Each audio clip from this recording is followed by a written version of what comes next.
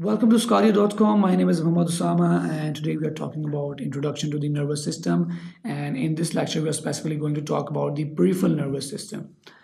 So, in the peripheral nervous system, we're going to talk about both the somatic nervous system and the autonomic nervous system, as well as the functional organization of the nervous system.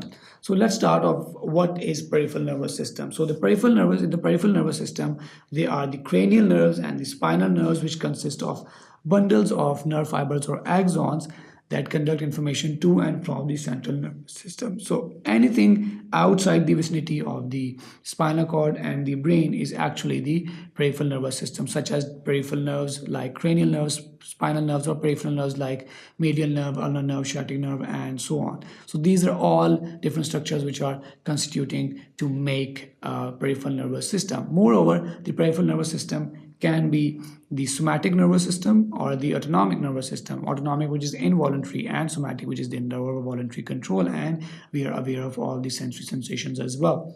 Although the nerves are surrounded by fibrous sheaths as they run to different parts of the body, they're relatively unprotected and commonly damaged by trauma, resulting in different type of neurological lesions, such as, for example, Saturday night palsy, such as foot drop, and so on.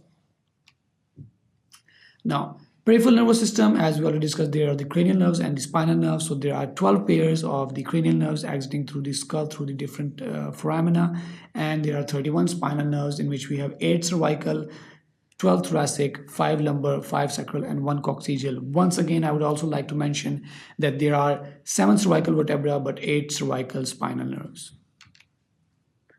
Now, different spinal nerves supply different region or part of the body, and that can be manifested or that can be described in terms of dermatomes, myotomes, and sclerotomes. So dermatomes is the area of the skin supplied by the sensory part of the spinal nerve.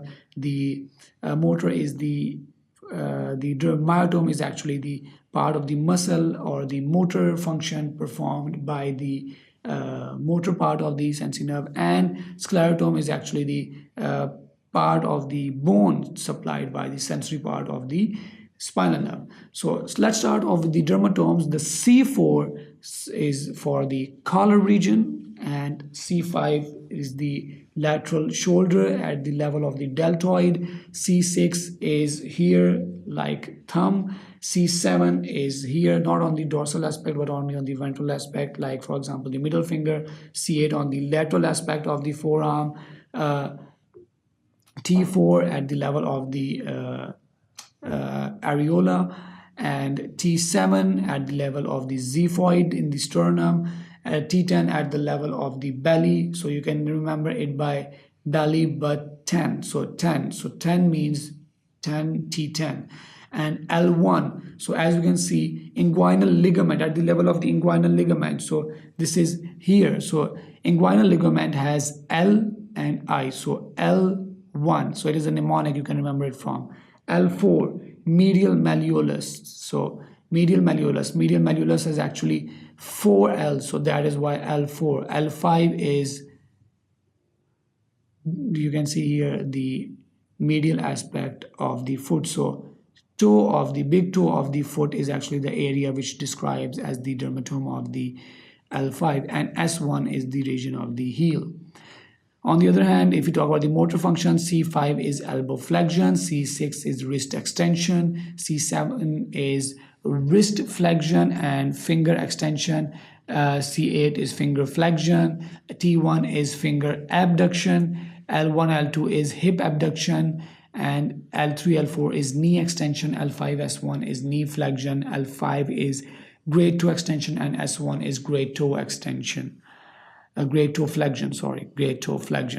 And similarly, these spinal nerves also correspond with different type of reflexes. For example, C5 is for the bicep reflex, C6 for brachioradialis reflex, which is checked here, C7 is for tricep reflex, which is checked here, and L3, L4 is for quadricep reflex or patellar reflex, L5, S1 is for Achilles tendon reflex. These are also called as deep tendon reflexes. Now, how does the somatic nervous system work? So, a schematic of the somatic nervous system, which provides conscious and subconscious control over skeletal muscle specifically. So, as we already discussed, there are two types of neurons: the upper motor neurons and the lower motor neurons in a descending pathway. So, in the brain, there is, for example, here we can see there is this, which is the upper motor neuron, and here it synapses with the alpha motor neuron, which is the lower motor neuron, which supplies the muscle. So a person thinks of flexing his arm, so a message generates in the brain and supplies the message to the alpha motor neuron. The alpha motor neuron then feeds the message to the neuromuscular junction, which reaches the biceps muscle, and then the bicep muscle contracts to flex the elbow. Now that is how the somatic nervous system works. Now what happens is that there can be an injury in, or there can be hypoxia, or there can be a lesion in these different types of neurons. So if it is at the level of upper motor neuron lesion, then it is called as upper motor neuron lesion, and it results in symptoms such as spasticity, exaggeration of reflexes, and all of those things. Whereas if there is a lower motor neuron lesion, in which, for example, this motor neuron or the alpha motor neuron, which is arising from the spinal cord, that is affected, then that results in paralysis, flaccid paralysis instead of spastic paralysis, and there are diminished reflexes. Moreover, there's also a sensory function of the somatic part of the nervous system. So what happens is that, for example, there is a receptor, for example, a receptor in the skin. So this receptor takes the information from the first order neuron, and then it feeds to the spinal cord.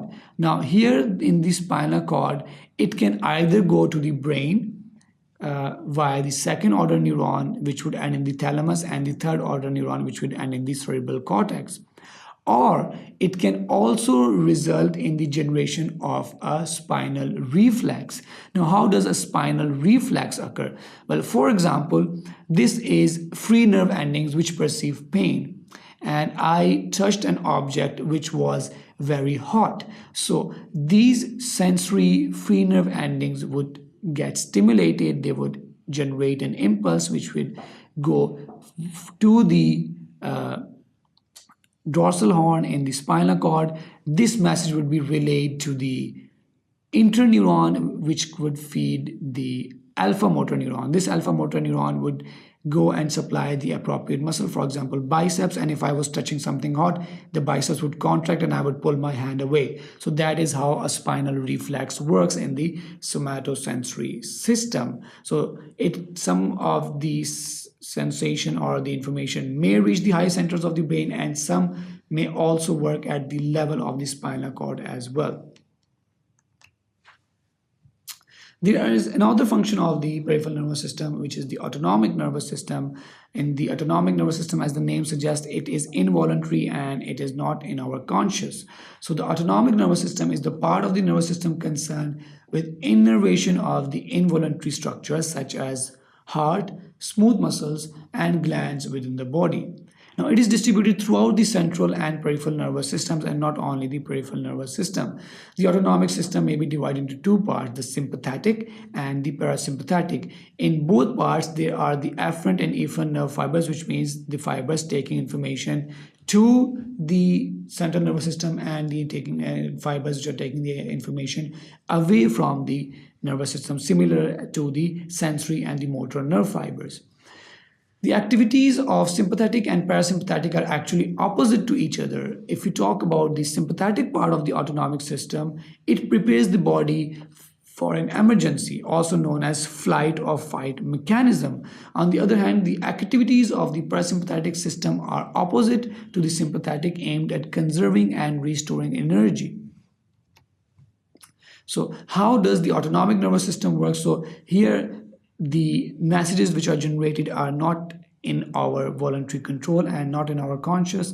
So here you can see that there is the, you can say, for example, visual motor nuclei in the hypothalamus, which controls the hemostasis of the body. So that generates a message which feeds to the preganglionic neuron, which feeds to the autonomic ganglia, and where there is the post-ganglionic fiber, which supplies any of the visceral effector organs which are involuntary and not in our conscious control, so such as smooth muscles, glands, cardiac muscles, etc. So that's how the autonomic nervous system works. Now, what is the difference between the sympathetic and parasympathetic in terms of function? So let's consider the structure one by one. So parasympathetic is aimed at conserving the energy. Sympathetic is used for emergency, for example, in cases of emergency such as flight and fight mechanism. So in parasympathetic, in the eyes there is pupil constriction, whereas in sympathetic there is dilation of the pupil. At the level of the salivary gland, there is stimulation of the salivary glands in the parasympathetic, and there's inhibition of the salivation in the sympathetic. At the level of the heart, there is slowing down of the heartbeat and bradycardia in parasympathetic, and there is acceleration of the heartbeat and tachycardia in sympathetic. At the level of the lungs, there is constriction of the bronchi in the parasympathetic and dilation of the bronchi in sympathetic. Moreover, there is stimulation of the digestion in the alimentary tract and the stomach in the parasympathetic, and there is inhibition of the digestion in the stomach in the sympathetic system. In the liver, there is stimulation of bile release in this parasympathetic, and there is stimulation of the glucose release for energy and metabolism in the liver in the sympathetic system. The sympathetic system also stimulates kidneys, which stimulate the formation of epinephrine and norepinephrine, which are actually the neurotransmitters used in the sympathetic nervous system, whereas in the parasympathetic nervous system, the neurotransmitters which are used are commonly the acetylcholine. In the intestines, there is stimulation of peristalsis and secretion in the parasympathetic, and in the sympathetic, there is inhibition of the peristalsis and secretion of the different type of substances. In the bladder, there is constriction or contraction of the bladder in the parasympathetic, and there is release and relaxation of the bladder in the sympathetic nervous system. And that was all about the peripheral nervous system, in which we talked about both the somatic as well as autonomic nervous system and their functional organization. I hope you learned something new out of it, and keep on watching sqadia.com for more lectures like this. Thank you very much for watching.